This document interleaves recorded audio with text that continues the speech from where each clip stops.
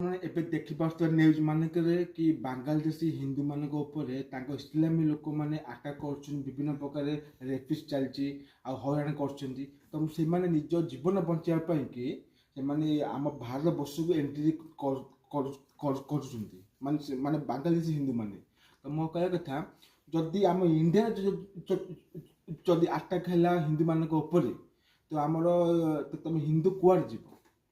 ଗୋଟେ ତ ହିନ୍ଦୁ ଦେଶ ହେଲା ଭାରତ, ଅନ୍ୟ ତ କୋଉଠି ନାହିଁ ନା।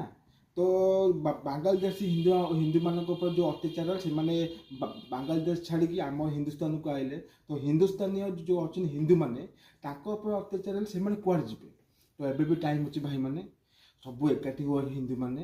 ଯେତିକି ଜାତି ଛୁଆଁ ଛାଡ଼, ଜାତିଭେଦ ଛାଡ଼, ସବୁ ଜାତି ଭାଇମାନେ ହିନ୍ଦୁର ଜାତି ଭାଇମାନେ ଏକାଠି ହୁଅ। ଆଉ ସେଇମାନଙ୍କୁ ଆମେ ଆଜି ଦେଖେଇଦେବା କି ହିନ୍ଦୁ ଏକ ବୋଲି। ଏବେ ବି ଟାଇମ୍